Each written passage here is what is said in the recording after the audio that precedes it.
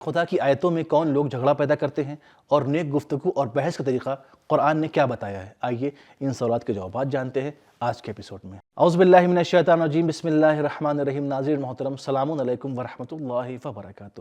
سبیل قرآن کے اس تفسیری پروگرام میں ایک بار پھر آپ سبھی کا استقبال کرتے ہیں۔ آج آپ کے سامنے سورہ غافر کی آیت نمبر 4 کی تفسیر لے کر حاضر ہوئے ہیں۔ آئیے سب سے پہلے اس آیت کی تلاوت کو اس کے ترجمے کے ساتھ سن لیتے ہیں۔ كتاب أنزلناه إليك مبارك ليدبروا آياته وليتذكر أولو الألباب بسم الله الرحمن الرحيم ما يجادل في آيات الله إلا الذين كفروا فلا يغررك تقلبهم في البلاد۔ خدا کی آیتوں میں بس وہی لوگ جھگڑے پیدا کرتے ہیں جو کافر ہیں، تو اے رسول ان لوگوں کا شہروں شہروں گھومنا پھرنا اور مال حاصل کرنا تمہیں دھوکے میں نہ ڈالے کہ ان پر عذاب نہ ہوگا۔ سورہ غافر کی آیت نمبر 4 کی خوبصورت تلاوت اور اس کا ترجمہ سننے کے بعد اب آئیے اس آیت میں موجود نکات کو بھی جان لیتے ہیں۔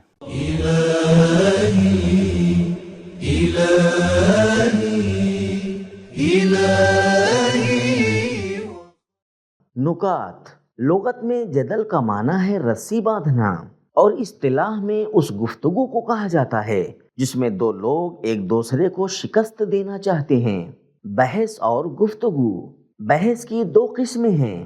الف، نیک بحث جو کہ انبیاء کی سیرت ہے، اور وہ ایک طرح سے لوگوں کی رہنمائی کرنے کی گفتگو ہے، جیسا کہ کفار نے حضرت نوح علیہ السلام سے کہا تم ہماری رہنمائی کے لیے بہت کوشش اور جدل کرتے ہو۔ یا نوح قد جادلتنا فاکثرت جدالنا، سورہ ہود آیت نمبر 32۔ بے، باطل بحث جس میں حق کو ختم کرنے یا اس کا رنگ پھیکا کرنے کے لیے طرح طرح کی گمراہیوں اور باطل کو درمیان میں لایا جاتا ہے۔ وَجَادَلُوا بِالْبَاطِلِ لِيُدْحِضُوا بِهِ الْحَقَّ، سورہ غافر آیت نمبر 5۔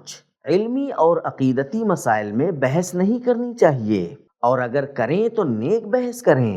وَلَا تُجَادِلُوا أَهْلَ الْكِتَابِ إِلَّا بِالَّتِي هِيَ أَحْسَنُ، سورہ عنکبوت آیت نمبر 46۔ جادلہم باللتی ہی احسن، سورہ نحل آیت نمبر 125۔ جدال احسن نیک بحث اور گفتگو کے چند نمونے۔ حضرت ابراہیم علیہ السلام نے نمرود کو خدا پرستی کی دعوت دی اور فرمایا اس خدا کی عبادت کر جو موت اور حیات کا مالک ہے۔ نمرود نے کہا موت اور حیات تو میرے ہاتھ میں بھی ہے، میں چاہوں تو کسی کی بھی موت کا حکم دے سکتا ہوں، اور جس کو موت کی سزا ہوئی ہو اس کو آزاد کر دوں۔ ابراہیم علیہ السلام نے فرمایا اللہ نے نظام کو ایسا بنایا ہے کہ سورج مشرق سے نکلتا ہے تو مغرب سے نکال کر دکھا، تو نمرود کی بولتی بند ہو گئی۔ سورہ بقرہ کی آیت نمبر 258 کا مضمون۔ قرآن مجید نے بارہا اپنے مخالفوں سے بات کرتے ہوئے یہ بیان کیا ہے کہ اگر تم میرے جیسی کتاب یا میرے سوروں جیسے 10 سورے یا ایک سورہ لے آؤ تو میں اپنی دعوت واپس لے لوں گا، یہاں تک کہ ان لوگوں سے فرمایا کہ تم جس کی چاہو مدد لے لو، لیکن یہ جان لو کہ تم قرآن مجید جیسا ایک سورہ بھی نہیں لا سکتے۔ سورہ یونس کی آیت نمبر 38 اور سورہ بقرہ کی آیت نمبر 22 اور 23 کا مضمون۔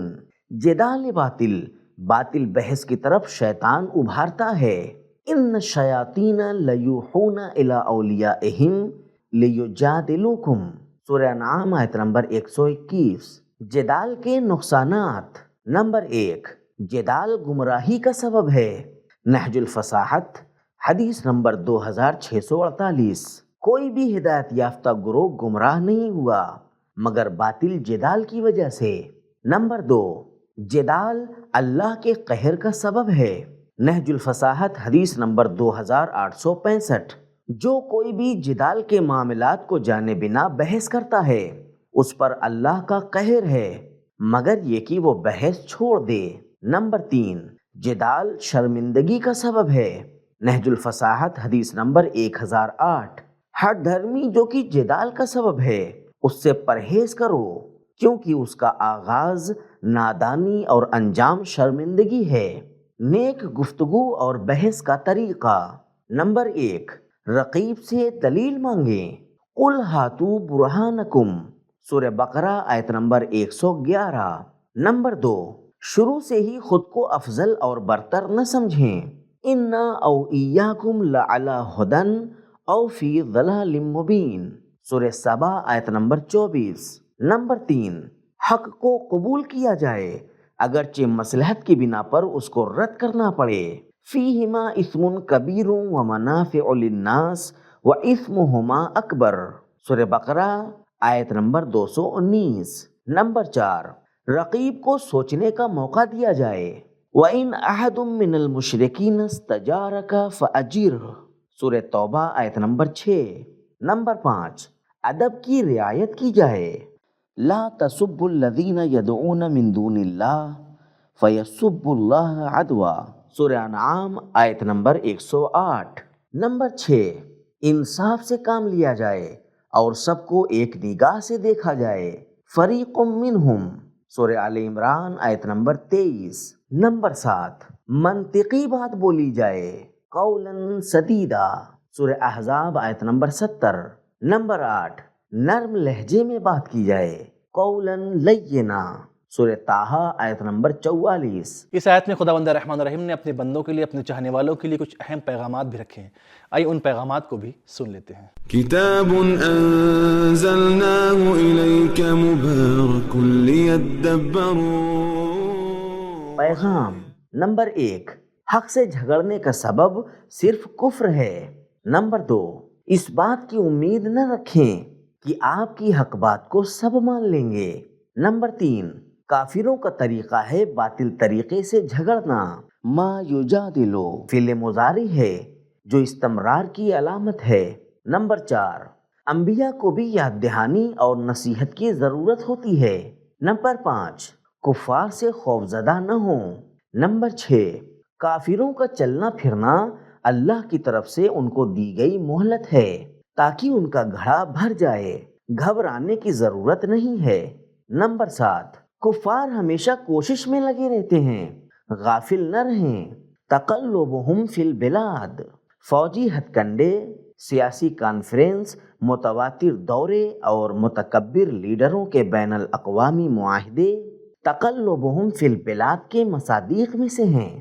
نمبر 8، اسلامی سماج کے رہبر کو کفار کی تحریکوں سے آگاہ ہونا چاہیے۔ تو ناظرین، ہم نے جانا کہ خدا کی آیتوں میں بس وہی لوگ جھگڑا پیدا کرتے ہیں جو کافر ہیں، اور نیک گفتگو اور بحث کا طریقہ یہ ہے کہ رقیب سے دلیل مانگیں، شروع سے ہی خود کو افضل نہ سمجھیں، انصاف سے کام لیں اور ادب سے بات کریں۔ تو یہ تھا ہمارا آج کا ایپیسوڈ۔ ملتے ہیں اگلے ایپیسوڈ میں، تب تک کے لیے خدا حافظ۔ سبیل قرآن، قرآنی سماج کی پہچان۔